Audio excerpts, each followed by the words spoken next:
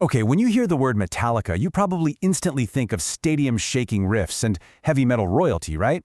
But how exactly did a group of outcast teenagers turn chaotic underground noise into an enduring $500 million cultural juggernaut?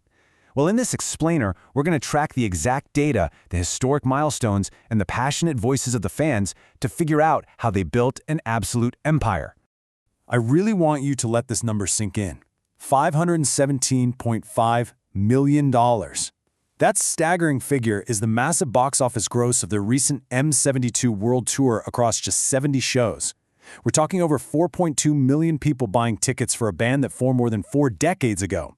For a heavy metal act, playing a genre that started out deeply underground, abrasive, and totally ignored by mainstream radio, this kind of financial and cultural dominance isn't just rare, it's completely unheard of. And you know, numbers like that don't just happen by accident. So it naturally begs the question, what makes Metallica the most important band in heavy metal history? Are they just a wildly successful rock band, or are they the literal architects of modern heavy music? To answer that, we've got to trace the precise, incredibly risky milestones that define their evolution. If you dive into the passionate debates among hardcore fans on Reddit, a clear consensus emerges.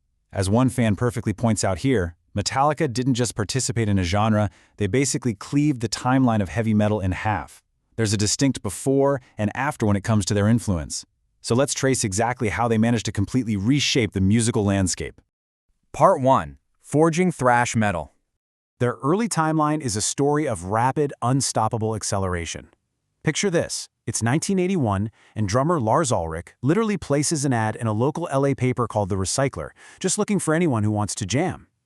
They finalize their early lineup with frontman James Hetfield and eventually bring in Kirk Hammett to replace Dave Mustaine on lead guitar.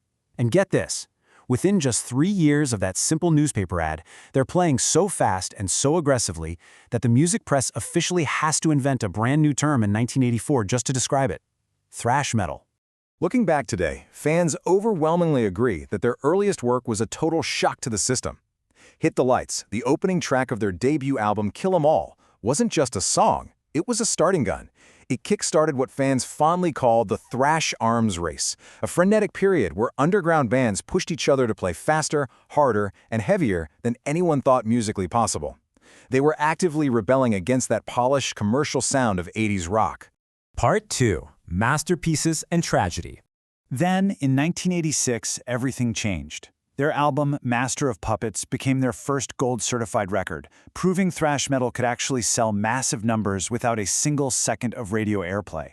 But just months later, horrific tragedy struck. Their visionary bassist, Cliff Burton, the guy who brought classical music theory and deeply complex song structures into the band, was killed in a devastating tour bus accident in Sweden. It was an unimaginable blow, one that could have easily ended the band forever. But the music they created together lived on and became truly immortal. Despite the devastating loss, fans recognized that the complex riffs, shifting time signatures, and powerful lyrics of this era set the absolute gold standard. Fans to this day view Master of Puppets as their magnum opus. It decisively proved that heavy metal could be intelligent, emotionally weighty, and musically intricate. It wasn't just noise anymore, you know? It was high art. Part 3. Crossing into the mainstream. Going into the 1990s, they made a wildly bold pivot. On one hand, you had their 80s identity: lightning-fast tempos, complex riffs, fierce anti-establishment attitude. But then, they team up with producer Bob Rock for their 1991 self-titled release known universally as the Black Album. They intentionally slowed the tempo down. They made the guitars thicker, heavier. They even wrote vulnerable acoustic ballads. The result? Over 16 million albums sold in the US alone. They risked entirely alienating their hardcore underground base to basically invite the whole world in. And wow, did that gamble work flawlessly. The lead single, Enter Sandman, utterly shattered the ceiling for heavy metal, opening the door for a massive new global audience. Before this track dropped, heavy metal was largely a subculture. Enter Sandman made it pop culture. Suddenly, it was playing everywhere. Sports arenas, MTV, blockbuster movies. It became the ultimate gateway drug to heavy music, introducing guitars and drums to millions of people who had never bought a metal record in their lives. Part 4. The definitive fan anthems. The real takeaway here is the sheer audacity of their variety. Looking at these definitive fan anthems, it proves Metallica was never afraid to evolve. I mean, you have the raw speed of Hit the Lights, the tragic acoustic beauty of Fade to Black, the complex perfection of Master of Puppets, the dark, Grammy-winning cinematic intensity of One, and of course the massive stadium-filling hooks of Enter Sandman and Nothing Else Matters.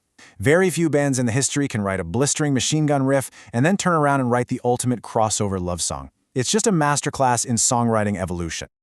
Part 5. The Live Tour Behemoths. 152,000. That is the record-breaking attendance they pulled across just 2 nights at Empower Field in Denver in June 2025. Over 150,000 people in a single weekend. They aren't just coasting on nostalgia in their 60s, they are actively breaking attendance records around the globe, grossing hundreds of millions of dollars and completely innovating how major stadium tours are structured. To really understand their modern legacy, just look at their no-repeat weekend concept. If you buy a ticket for Friday night, you get one incredible set list. If you come back on Sunday, you get a completely different show. Literally 0 repeated songs. You need an incredibly deep, universally beloved catalog of music to pull off 2 entirely unique stadium shows in the exact same city, and they have the legendary anthems to do it effortlessly. And hey, if you want to know what that kind of crowd energy actually feels like, well, in May 2025, when nearly 67,000 fans jumped in unison to Enter Sandman in Virginia, they jumped so hard it registered as a literal earthquake on local seismographs. No joke. They aren't just playing music, they're actively triggering minor geological events. It's a physical manifestation of the band's sheer power and the incredibly deep, enduring connection they have with their audience. So, we come right back to where we started. After 40 years of musical evolution, navigating unimaginable tragedy, shaping an entire genre from the ground up, and literally causing earthquakes with millions of dedicated fans, are they still just a heavy metal band, or have they evolved into a permanent cultural monument? I'll leave you to ponder that one. Thanks for exploring the story behind the data with us in this explainer.